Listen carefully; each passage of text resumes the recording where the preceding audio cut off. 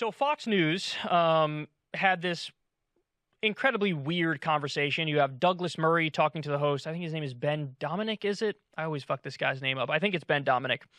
They're going to talk about how the, and I quote, Wokerati, supposed to be like, you know, derivative of the woke people. They're the Wokerati. They are blaming woke people for the rise of China. Take a look. Of this performative act, basically embracing wokeness as a defense maneuver to distract from the failures of your own governance and policy. What can we do to puncture that reality and to get the truth in front of people who certainly understand on some level that what they're being handed here is a bill of goods? Yes, it's such a pleasure to follow Larry Elder to hear that, because we so rarely get reminded of the facts. Just the appalling levels of illiteracy and innumeracy in America, in the world's foremost nation, the world's richest nation, the world's nation with the largest GDP. Why do we allow this sort of thing to go on? Why do we allow public schools to be pumping children out with so little proficiency and ability to enter the wider world and the workplace? It's in part because we don't concentrate on such problems. There are so many problems in America that could be addressed.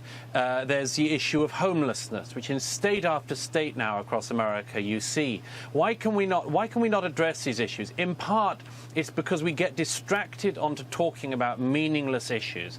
You know, the Wokerati have succeeded very well in recent years of distracting everybody. You know, it's always about the latest fringe trans athlete competition, shot put, long jump issue. It's always something like that. It's about something which affects incredibly small fringes of people. This isn't to say that anyone doesn't deserve their rights. Of course they do. But when you talk about such fringe and niche issues and go on and on about them and police language and police what we can all say and what we're all meant to read and what we're all meant to do, at the same time as you have mass homelessness in your country, mass illiteracy and innumeracy, where children leave schools woefully unprepared for the real world, and when America's competitors, particularly China, are going in exactly the opposite direction and preparing children very well for the world we're going into, what will the future look like? That's why I mind the woke mob. I don't mind people grousing and arguing for their corner. Who does? What I mind is policing, whilst we in America have so many other things we need to be thinking about and concentrating on. It is really an incredible thing to think about, that you have these debates about these fringe issues at the same time that China is essentially preparing to become the leader of the world, to displace the West as the moral authority, and to use so many of these woke arguments against America when it comes, and the West as a whole, when it comes to asserting their moral authority. Yeah. Well, as I always say, you know, I mean, good luck to the Wokerati when the Chinese Communist Party takes over. They're going to have a great time. I love this. This is amazing. This is the perfect segment to me. So the main claim that they're making is that all this woke bullshit, you're wasting your time with all this woke bullshit, and there are real issues to handle. And the woke are why China's rising. Okay. He said, and I quote, embracing wokeness to distract from the failure of your own policies. That's what Douglas Murray said. That is literally the entire Republican strategy. The entire Republican strategy. So he's saying it about the left and the woke.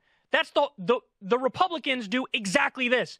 Why do you think you heard nonstop about Mr. Potato Head and Dr. Seuss and Simone Biles, like, shut up and get in there and do the thing for your country, or Colin Kaepernick or whatever? All of those issues, the right would talk about nonstop. The right talked about, it was Dr. Seuss and Mr. Potato Head at the same time the $1.9 trillion COVID relief bill was getting passed. Now, I ask you, why did the right do that? The answer is very simple. They wanted to distract from the fact that everybody was getting a $1,400 check from that $1.9 trillion stimulus bill. They wanted to distract from the fact that it expanded the child tax credit, which gave hundreds of dollars more to people with children. They wanted to distract from the good economic things that bill did. Distract you with culture war bullshit So you don't understand and you don't connect the dots as to who's responsible for passing the thing that helped you. So the same thing he's accusing the left of doing and the woke of doing, that's exactly what the Republicans' entire strategy is. All they do is talk about trans bathrooms and all this shit because they don't want to talk about any of the issues that matter because they don't have solutions on any of the issues. Now, by the way, I'm not saying the corporate Democrats do. They most certainly the fuck do not. But the left does. The economic left does. Of course, we talk about this shit all the time. It's our whole existence. We're always talking about unions. We're always talking about $15 minimum wage. He brings up homelessness there. Who the fuck do you think is coming up with solutions for homelessness? I'll wait. You think it's fucking Ted Cruz? It's not the Republicans. It's the left talking about solutions for homelessness. Wages, war, corruption. These are the serious issues. And you're right, we shouldn't get distracted from them. But who's doing the distracting? It's the Republicans when they have nothing else to do and they don't have anything to talk about that'll substantively fix your life. They go right to culture war. Go right to the culture war and talk about wokeness nonstop and cancel culture and the PC police and trans issues or whatever. Talk about all that stuff because you get people riled up and they don't focus on the economic stuff when they're focused on that stuff. It's the same thing. It used to happen all the time, guys, in the Bush era. And believe me, because I was around back then, in the Bush era, what did they do? In 2004, when the Iraq war was failing miserably, the Republicans ran on, ew, gays getting married is fucking gross. Don't you agree, fundamentalist evangelical Christians? Great, now get out there and vote for us and shut the fuck up. So use the culture war to get people out to the polls to vote against their interests because they don't even realize they just voted to continue the Iraq war ad infinitum. So he's described something, thinks he's attacking the left. You're really attacking the Republicans because that's what they fucking do. That's what they fucking do. Jesus Christ. I'll say this. He says the woke have now led to the rise of China. Again, such an ironic thing to say because, no, you know who led to the rise of China? It wasn't the woke. It was the corporations who bought our government, bought the Democrats and the Republicans, and then the Democrats and the Republicans decided to pass all these new laws that allowed the outsourcing of our good jobs here. And they got shipped overseas. And so we hollowed out America's working class at the behest of the corporations and aided and abetted by the government with Democrats and Republicans. So that's what led to the rise of China.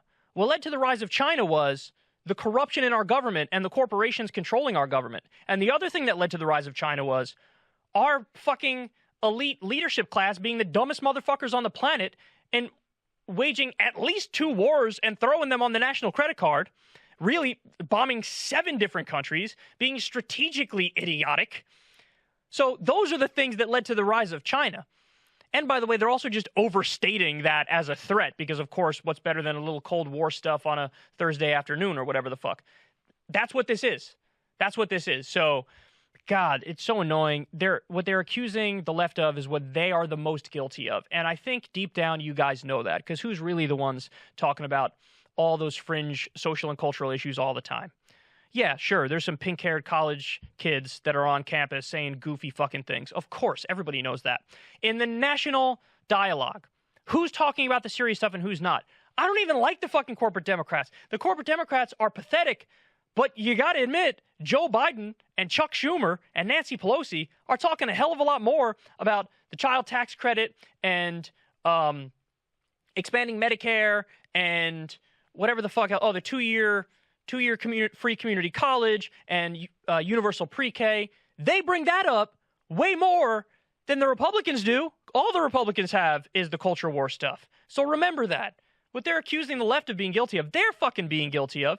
And again, if you pay attention, I think that's relatively obvious.